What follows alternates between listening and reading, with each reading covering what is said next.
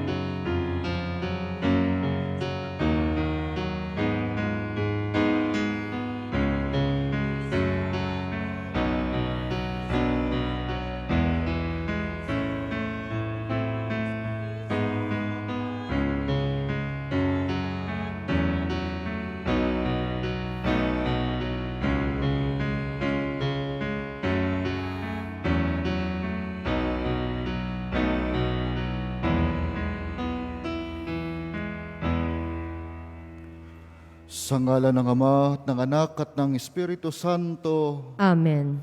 ang pagpapala ng ating Panginoong Hesukristo, ang pag-ibig ng Diyos Ama, at ang pakikipagkaisa ng Espiritu Santo, naway sumainyong lahat. At sumainyo rin.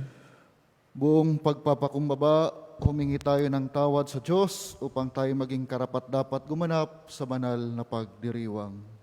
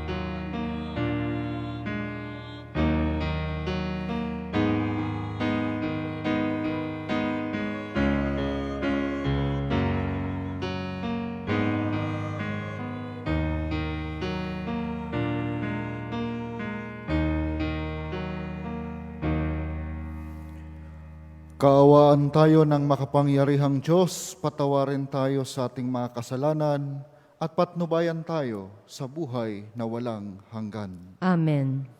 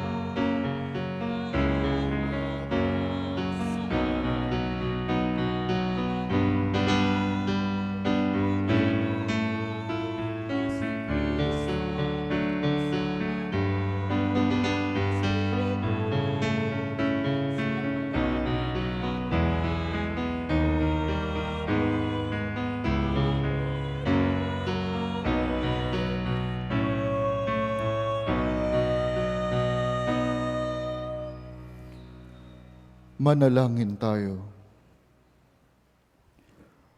Ama naming makapangyarihan, ginagawa mong kaming magkaisa ng kalooban. Ipagkaloob mong ang iyong mga utos ay aming mahalin. Ang iyong mga pangako ay hangarin naming tanggapin. Upang sa anumang pagbabago sa paligid namin, manatiling matatag ang aming loobin sa tunay na kasiyahang matatagpuan sa iyong piling. Sa pamagitan ni Jesucristo, kasama ng Espiritu Santo, magpa sa walang hanggan. Amen. Ipinahahayag ni Propeta Isaías ang pasya ng Diyos na ibigay ang susi ng bahay ni David kay Eliakim na anak ni Helcias. Ito ay nagbabadya ng pagbibigay ni Jesus ng susi ng kaharian ng langit kay Pedro. Maging karapat-dapat nawa tayong makapasok sa langit sa pamamagitan ng pagbubukas nito ni Pedro para sa atin. Pagpapahayag mula sa aklat ni Propeta Isaías. Sinabi ng Panginoon kay Sabnang Katiwala sa palasyo, aalisin kita sa iyong katungkulan, palalayasin sa iyong kinalalagyan. Tatawagin ko sa araw na iyon ang aking lingkod, si Eliakim na anak ni Helcias. Siya ang pagsusuotin ko ng iyong kasuotan. Ibibigay ko sa kanya ang iyong kapangyarihan. Siya ang magiging pinakaamang Jerusalem at ng Juda. Ibibigay ko sa kanya ang susi ng bahay ni David. Ang kanyang buksay walang mapagsasara at walang makapagbubukas ng ipininid niya. Itatayo ko siyang parang haligi ng tolda. Itatayo ko ng matibay sa isang matatag na lugar. At siya'y magiging marangal na luklukan para sa sambahayan ng kanyang ama. Ang salita ng Diyos. Salamat sa Diyos. Salmong tugunan. Pag-ibig mo'y di kukupas, gawain mo'y magaganap. Pag-ibig mo'y di kukupas, gawain mo'y magaganap. Ako poon, buong pusong aawit ng pasasalamat. Sa harap ng mga anghel, pupurihin kitang ganap. Sa harap ng iyong templo ay yuyuko at gagalang. Pupurihin kita roon, pupurihin ang iyong ngalan. Pag-ibig mo'y di kukupas, gawain mo'y magaganap. Dahilan sa pag-ibig mo at sa iyong katapatan, ika'y tunay na dakila, pati iyong kautusan. Noong ako ay tumawag, tinanggap ko ang tugon mo. Sa lakas mong itinulong ay lumakas agad ako. Pag-ibig mo'y di kukupas, gawain mo'y magaganap. Dakila man ang poong Diyos, mahal din niya ang mahirap. Kumublimay kita na yaong hambog at pasikat. Ang dahilan nito poon, pag-ibig mo'y di kukupas, at ang mga sinimulan, gawain mo'y magaganap. Pag-ibig mo'y di kukupas, gawain mo'y magaganap. Sa panahong ito ng COVID-19 pandemic, ay nagkaroon tayo ng maraming katanungan. Ngunit talaga namang hindi malirip ang mga pamamaraan ng Diyos. Sana'y lumakas ang ating pananalig sa Diyos kahit hindi natin maarok ang Kanyang kaalaman. Pagpapahayag mula sa usulat ni Apostol San Pablo sa mga taga-Roma. Napakasagana ng kayamanan ng Diyos.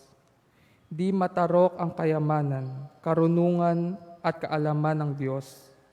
Hindi malirip ang kanyang mga panukala at pamamaraan. Gaya ng nasusulat, sapagkat sino ang nakaalam sa pag-iisip ng Panginoon? O sino ang naging tagapayo niya? Sino ang nakapagkaloob ng anuman sa Diyos para siya na may gantipalaan, sapagkat mula sa Kanya at sa pamamagitan niya at sa Kanya ng lahat ng bagay, sa Kanya ang karangalan magpakailanman. Amen. Ang salita ng Diyos. Salamat sa Diyos.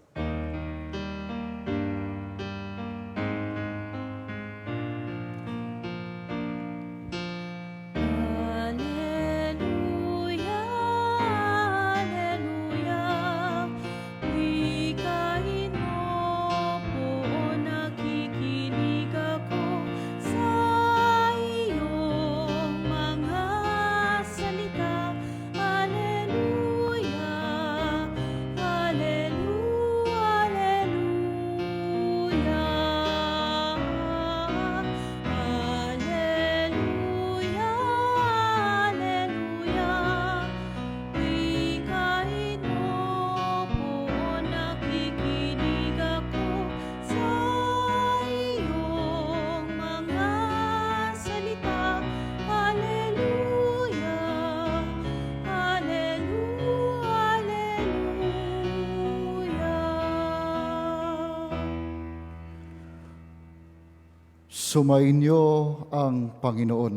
At sumainyo rin. Ang pagbasa sa mabuting balita ng Panginoon ayon kay San Mateo. Papuri sa iyo, Panginoon. Noong panahong iyon, dumating si Jesus sa lupain ng Cesarea Filipos. Tinanong niya ang kanyang mga alagad, sino raw ang anak ng tao ayon sa mga tao? At sumagot sila, Sino ako? Sino ako? Ayon tanong niya sa kanila. Sumagot si Pedro, kayo po ang Kristo, ang anak ng Diyos na buhay. Sinabi sa kanya ni Jesus, mapalad ka, Simon na anak ni Jonas, sapagkat ang katotohanan ito'y hindi inihayag sa iyo ng sinumang tao, kundi ng aking amang nasa langit. At sinasabi ko naman sa iyo, ikaw, Pedro, at sa ibabaw ng batong ito ay itatayo ko ang aking simbahan, at hindi makapananaig sa kanya kahit ang kapangyarihan ng kamatayan.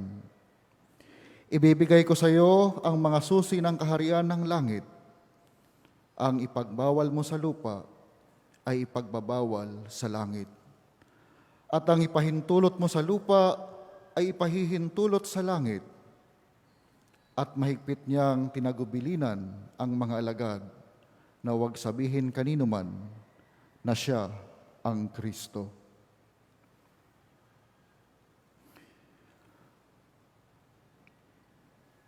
Ang mabuting balita ng Panginoon. Pinupuri ka namin, Panginoong Hesukristo.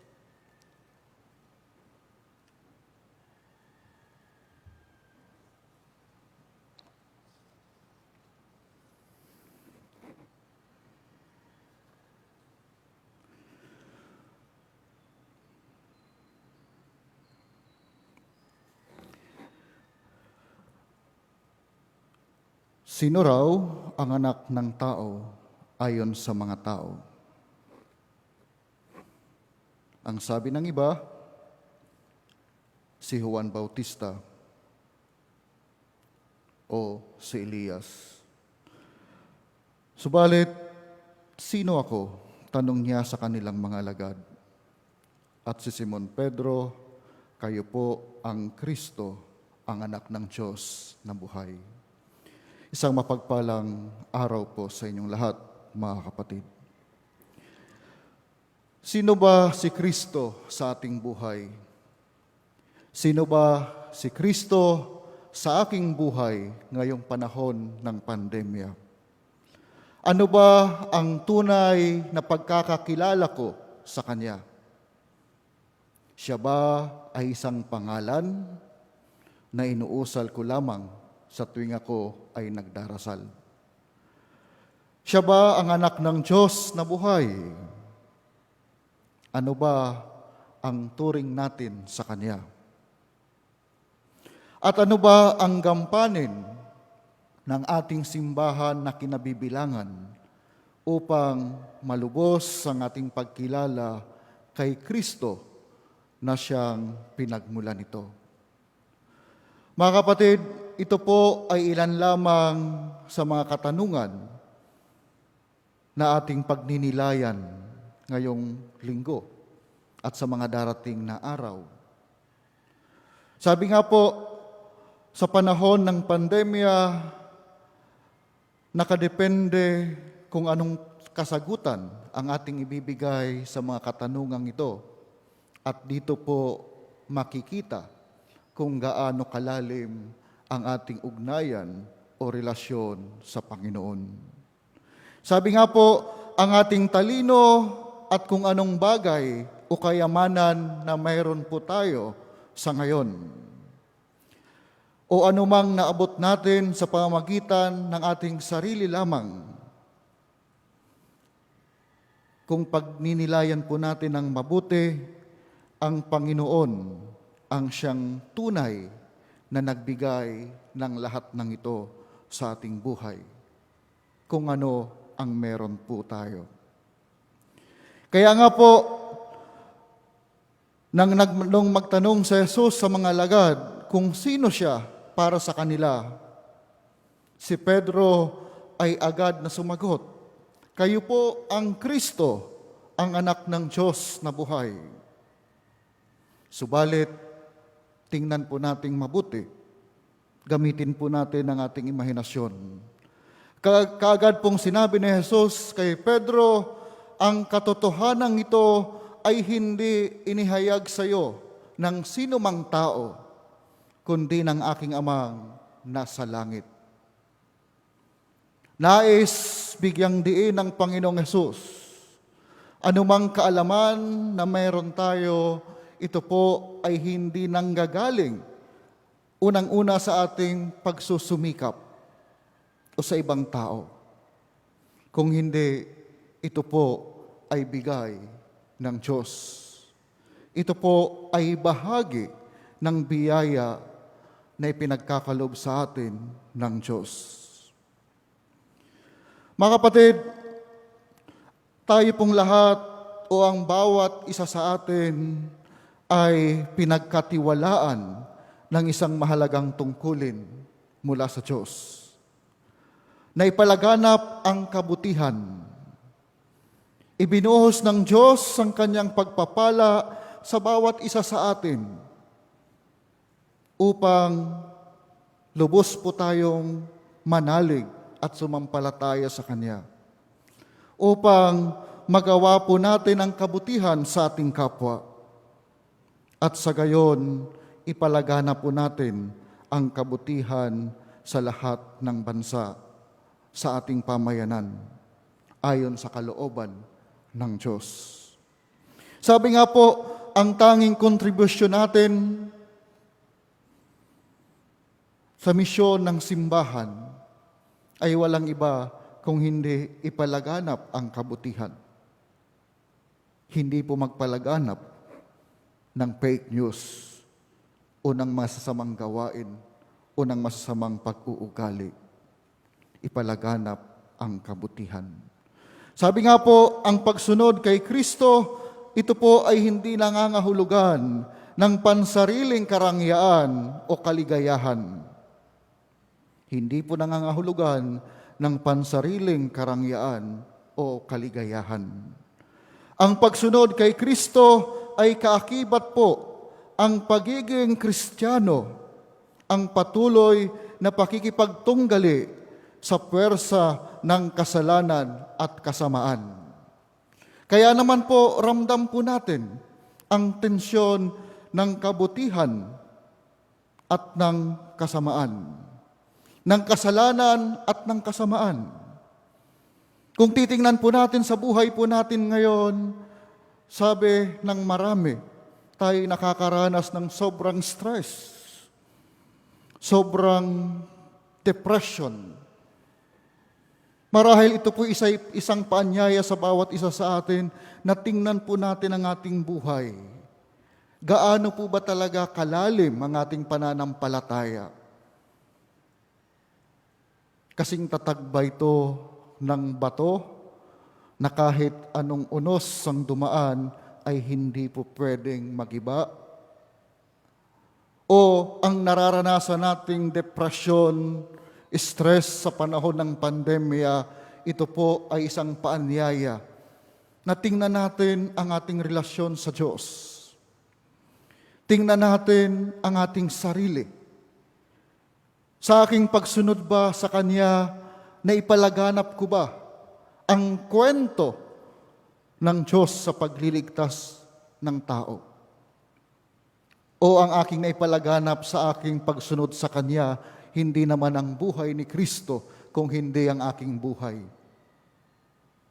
Mga kapatid sa pananampalataya, ang pagsunod sa Panginoong Hesus ay hindi po nangangahulugan ng pansariling karangyaan o kaligayahan. Ang pagsunod sa Panginoong Hesus, maaari po tayong masaktan, mahirapan, at mabigatan. Sabi nga ng Panginoong Hesus, kung kayo ay nais sumunod sa akin, matuto na magpasan ng krus. Sapagkat mahirap ang tumalikod sa sariling layaw at hilig. Mahirap tumalikod sa sariling layaw at hilig. Mahirap magparaya at magbigay. Mahirap magpakababa at humingi ng tawad. Subalit, alam naman po natin na ang lahat ng ito, mahirap man, alam natin na ito ang daan ng kaligtasan. Ang daan ng krus ni Kristo. Ang daan patungo sa tagumpay. Ang daan patungo sa tunay na kaligayahan at buhay na walang hanggan. Amen.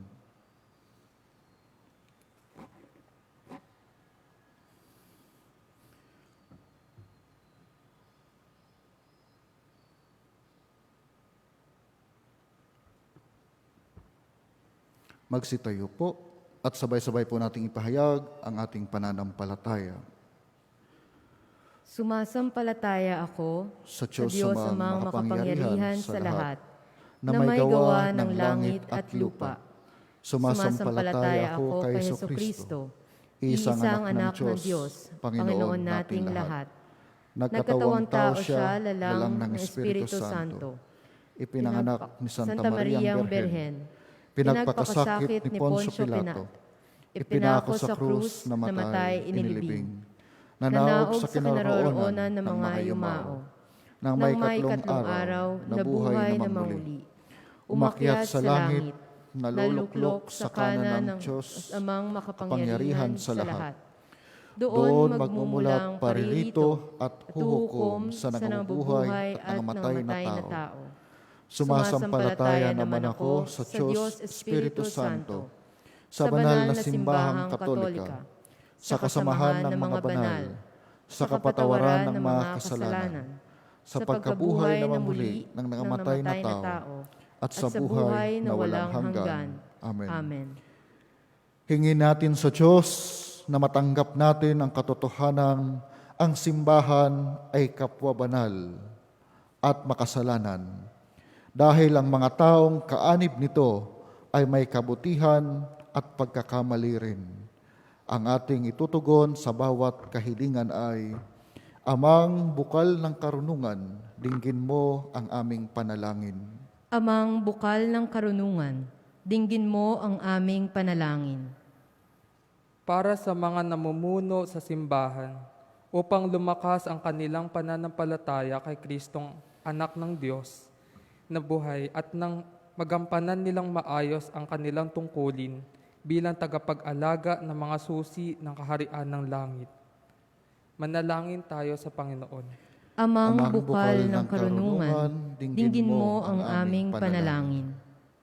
Para sa mga namumuno sa ating bansa, lalo na sa panahong ito ng COVID-19 pandemic, upang hindi sila magkulang ng pananalig sa Diyos at nang matukoy nila ang tamang paraan para maiahon ang ating bayan sa paghihirap ng ating dinaranas. Manalangin tayo sa Panginoon.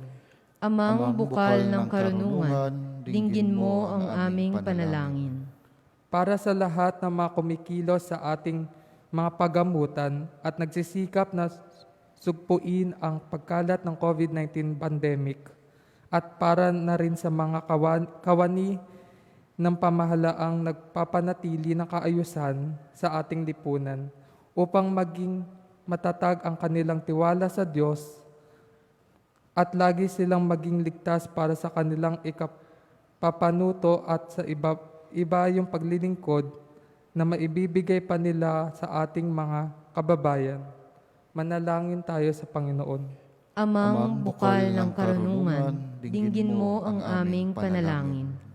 Para sa ating lahat na mga Kristiyano, upang sa taong ito ng ekumenismo ay tahakin natin ng may mapagkumbaba ang tamang landas patungo sa bato ng pananampalataya ni Pedro.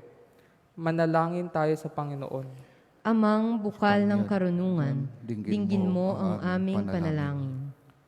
Para sa ating lahat na nananalangin sa linggong ito, upang mahanap natin ang pananampalatayang ipinahayag ni Pedro, ang bukal ng ating pagtanggap sa simbahan, ang bagong bayan ng Diyos at tanging daan ng biyaya at kaligtasan. Manalangin tayo sa Panginoon. Amang bukal ng karunungan, dinggin mo ang aming panalangin. Tahimik nating ipanalangin ang ating mga sariling kahilingan. Manalangin tayo sa Panginoon. Amang bukal ng karunungan, dinggin mo ang aming panalangin. Ama naming humirang kay Pedro bilang batong pagtatayuan ng simbahan.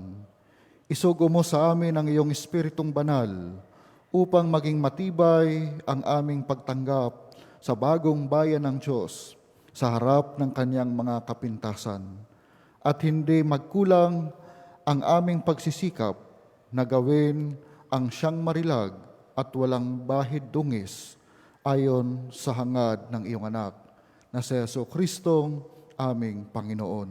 Amen.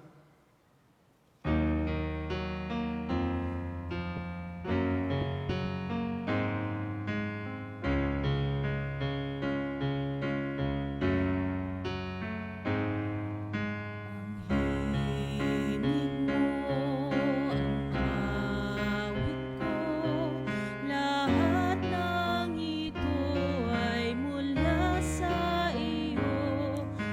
Muling ihahandog sa iyo, buong puso kong inaalay sa iyo.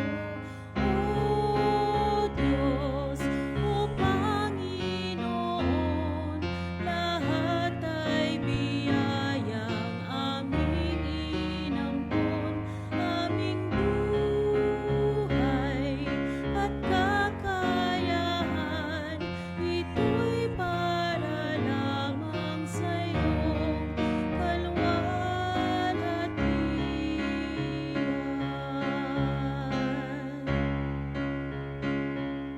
O Diyos, o Panginoon, lahat ay biyayang aming inampon, aming buhay at kakayahan, ito'y para lamang sa iyong kalwalhatian.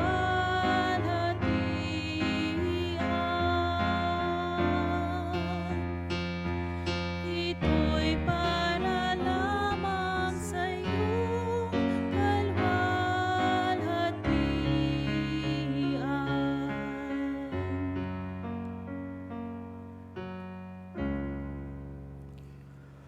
Manalangin kayo mga kapatid upang ang paghahain natin ay kalugdan ng Diyos samang makapangyarihan. Itong paghahain sa iyong mga kamay, sa kapurihan niya at karangalan, sa ating kapakinabangan at sa buong sambayanan niyang banal. Ama naming lumikha, pinagkamit mo kami ng iyong pagkupkup, pakundangan sa isang pampalagiang paghahandog, kaya't sa iyong sambayanan ay iyong ipagkaloob ang pagkakaisa at kapayapaang nagbubuklod, bunga ng aming mga alay na iyong ikinalulugod. Sa pamagitan ni Jesucristo, kasama ng Espiritu Santo, magpa sa walang hanggan. Amen. Sumainyo ang Panginoon. At sumainyo rin. Itaas sa Diyos ang inyong puso at diwa. Itinaas na namin sa Panginoon. Pasalamatan natin ang Panginoong ating Diyos. Marapat na siya ay pasalamatan. Ama naming makapangyarihan, tunay ngang marapat na ikaw ay aming pasalamatan sa pamagitan ni Jesucristo na aming Panginoon.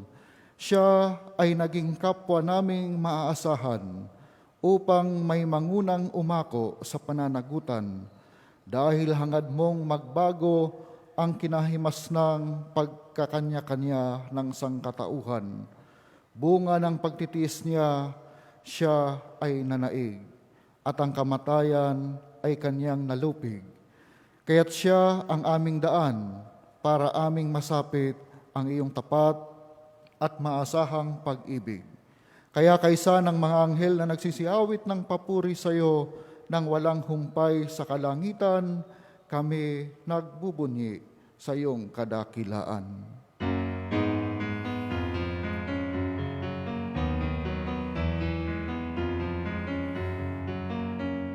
Santo, Santo, Santo, Diyos makapangyarihan, Diyos na luwalhati ang langit at lupa. Hosana sa kaitaasan, pinagpala ang narito sa ngalan ng Panginoon.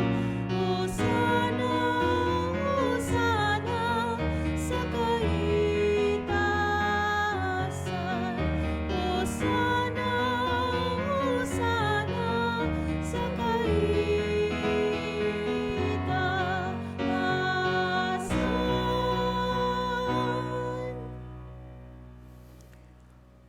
Ama naming banal, ikaw ang bukal ng tanang kabanalan. Kaya't sa pamagitan ng iyong Espiritu, gawin mong banal ang kaloob na ito upang para sa amin maging katawan at dugo ng aming Panginoong Heso Kristo. Bago niya pinagtiisang kusang loob na maging handog, hinawakan niya ang tinapay. Pinasalamatan kanya. Pinaghati-hati niya iyon, iniabot sa kanyang mga alagad at sinabi, "Tanggapin ninyong lahat ito at kanin. Ito ang aking katawan na ihahandog para sa inyo."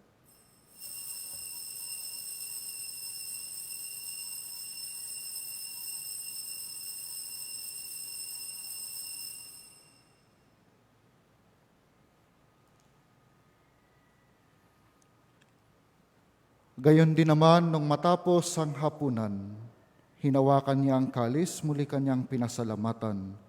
Iniabot niya ang kalis sa kanyang mga alagad at sinabi, "Tanggapin ninyong lahat ito at inumin. Ito ang kalis ng aking dugo, ng bago at walang hanggang tipan. Ang aking dugo na ibubuhos para sa inyo at para sa lahat, sa ikapagpapatawad ng mga kasalanan. Gawin ninyo ito sa pag-alala sa akin."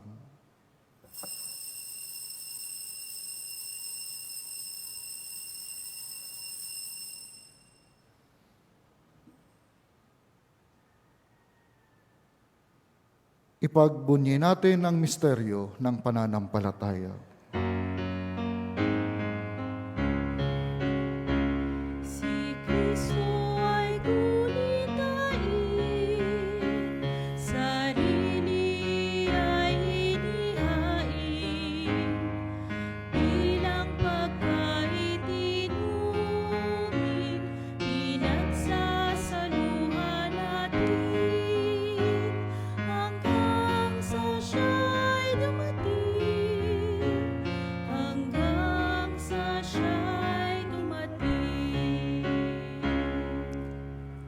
Ama, ginagawa namin ngayon ang pag-alala sa pagkamatay at muling pagkabuhay ng iyong anak, kaya't inialay namin sa iyo ang tinapay na nagbibigay buhay at ang kalis na nagkakaloob ng kaligtasan.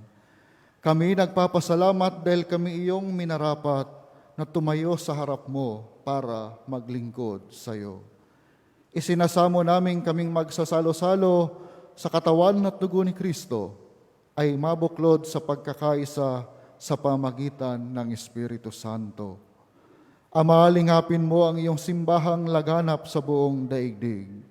Puspusin mo kami sa pag-ibig, kaysa ni Francisco na aming Papa, at ni Roberto na aming Obispo, at ng Tanang Kaparian.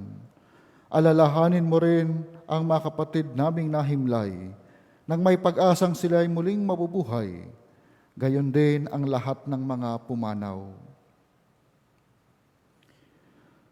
Kaawaan mo sila at patuloyin sa iyong kaliwanagan. Kaawaan mo at paging dapating kaming lahat na makasalo sa iyong buhay na walang wakas, kaysa ng mahal na Berheng Maria na Ina ng Diyos, kaysa ng mga apostol at ng lahat ng mga banal na namuhay dito sa daigdig ng kalugod-lugod sa iyo. May pagdiwang nawa namin ang pagpupuri sa ikararangal mo sa pamagitan ng iyong anak na aming Panginoong Hesukristo.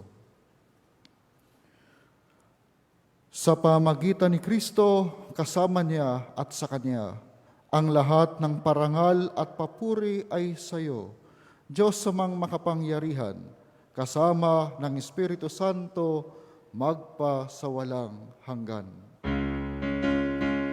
Amen, amen, amen.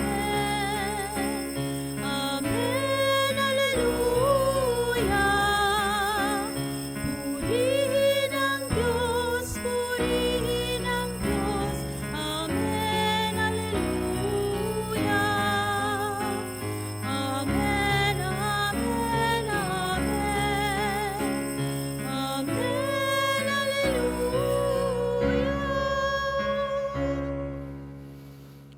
Sa tagubilin ng mga nakagagaling na utos sa turo ni Jesus na Panginoon natin at Diyos, ipahayag natin ng lakas loob.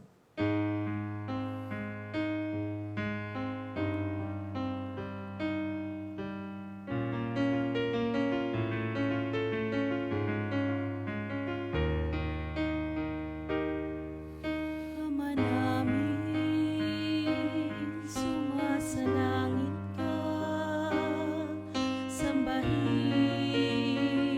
ang ngalan mo. Mapasa amin ang kaharian mo, sundin ang loob mo dito sa lupa para nang sa langit. Bigyan mo kami ng aming kakanin sa araw-araw, at patawarin mo kami sa aming mga sala, para ng pagpapatawad namin sa nakakasala sa amin.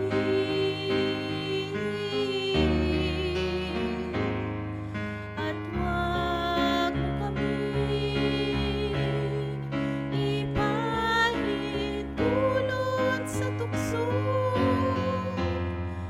at iadya mo kami sa lahat ng masama.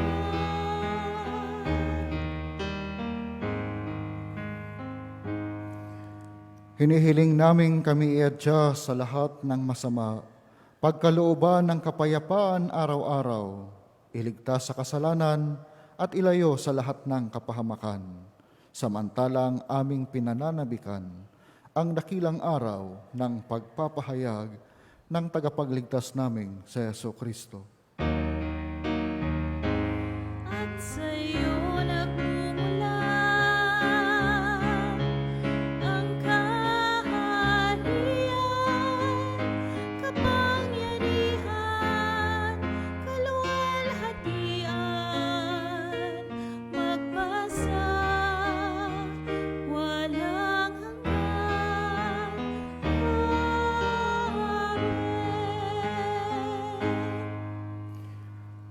Panginoong Heso Kristo, sinabi mo sa iyong mga apostol, kapayapaan ang iniiwan ko sa inyo.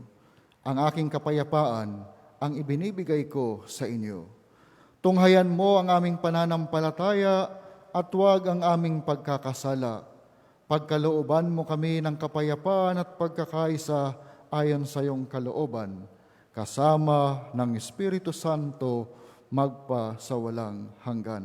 Amen. Ang kapayapaan ng Panginoon ay laging sumainyo. At sumainyo rin. Magbigayan po tayo ng kapayapaan sa isa't isa.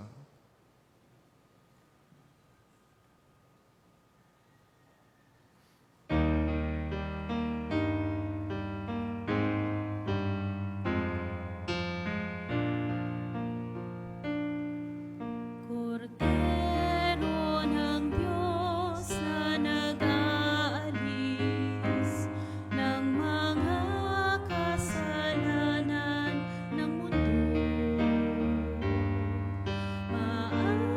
Maawa ka sa amin, Kordero ng Diyos, maawa ka. Kordero ng Diyos na nag-aalis ng mga kasalanan ng mundo. Maawa ka sa amin, Kordero ng Diyos, maawa ka. Kordero ng Diyos na nag-aalis ng mga kasalanan ng mundo. Ipagkaloob mo sa amin ang kapayapaan.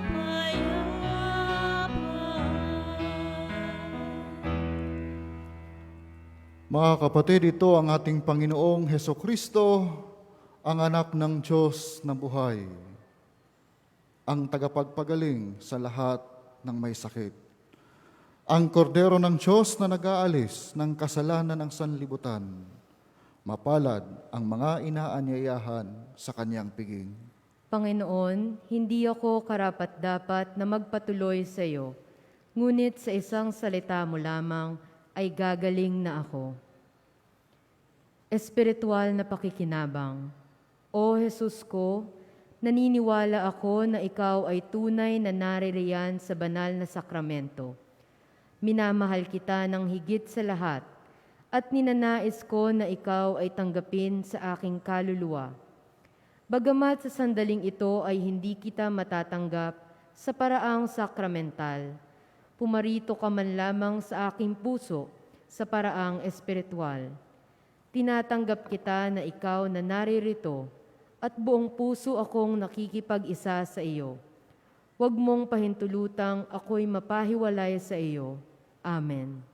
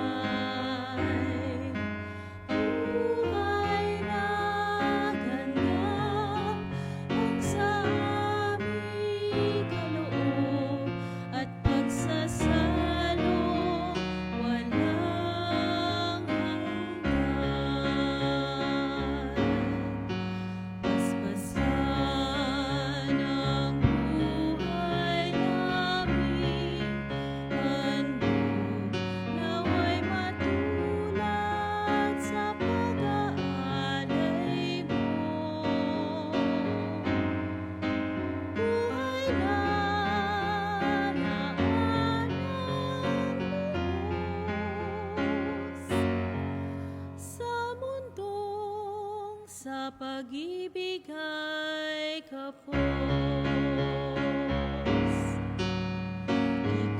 Ikaw, Jesus, ang tinapay ng buhay binaswasan, hinatid, inialay. Buhay na ganap ang sa aming kaloob at pagsasalo walang hanggan. Ikaw, Jesus, ang tinapay ng buhay binaswasan, hinatid, inialay. Buhay na ganap ang sa aming kaloob at pagsasalong walang hanggan. At pagsasalong walang hanggan.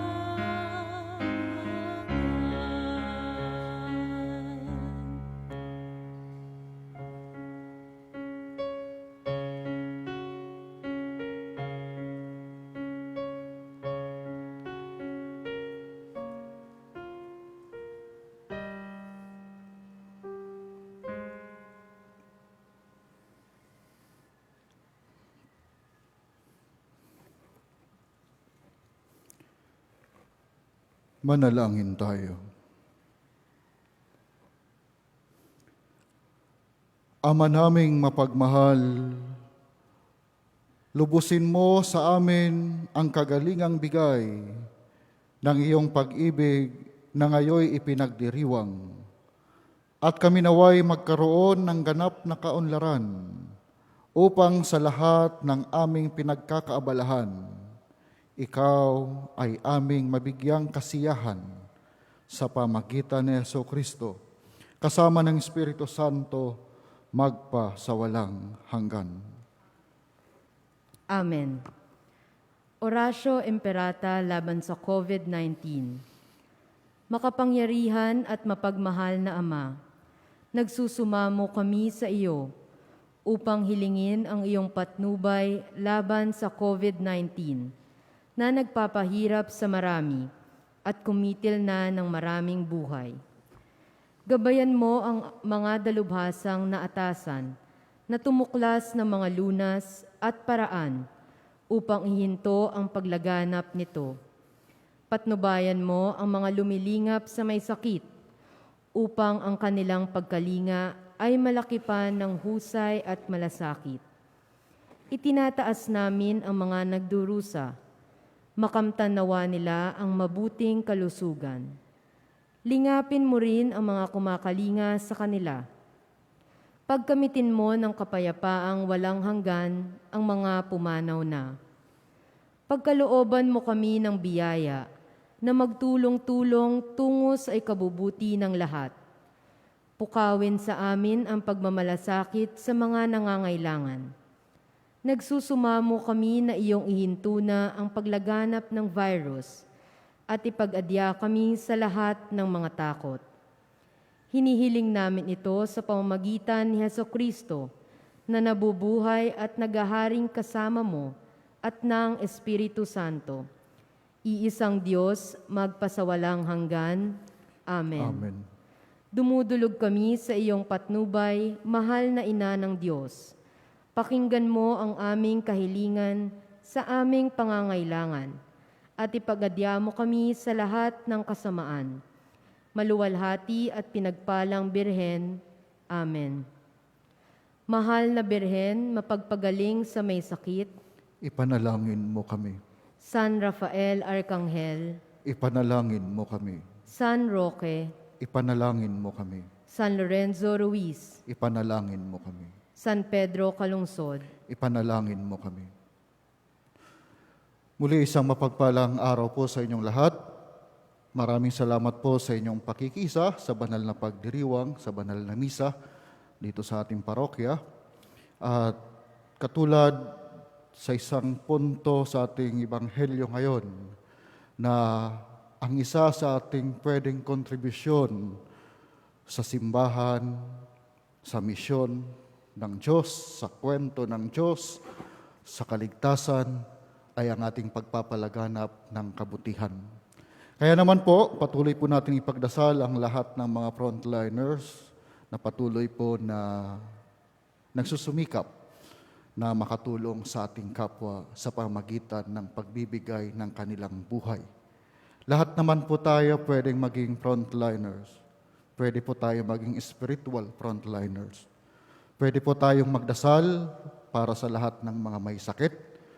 Pwede po tayong gumawa ng isang bagay na pwedeng makatulong sa kanila. Pwede po tayong maghikayat ng mga kaibigan na magbigay ng kanilang mga pangangailangan. Siguro, yung pagdarasal lagi sa kanila at para sa mga may sakit, yun po ay isang pagpapakita ng ating malasakit sa ating kapwa. Sumainyo ang Panginoon. At sumain niyo rin. Magsiyuko kayo at ipanalangin ang pagpapala ng Diyos. Tulutan nawa ng Panginoong maging sintibay ng pananalig ni Pedro ang inyong pananalig. Amen. Gawin niya nawa kayong mga tapat na anak ng simbahan at mga tapat na alagad ng Santo Papa. Amen. Pagkalooban niya nawa kayo ng kasiyahan sa inyong dalamhati at gawin kayong mga kasangkapan ng kanyang pagmamahal. Amen. At pagpalain nawa kayo ng makapangyarihang Diyos Ama, Anak at Espiritu Santo. Amen. Humayo kayo sa kapayapaan upang mahalin at paglingkuran ang Panginoon at ang ating kapwa. Salamat sa Diyos.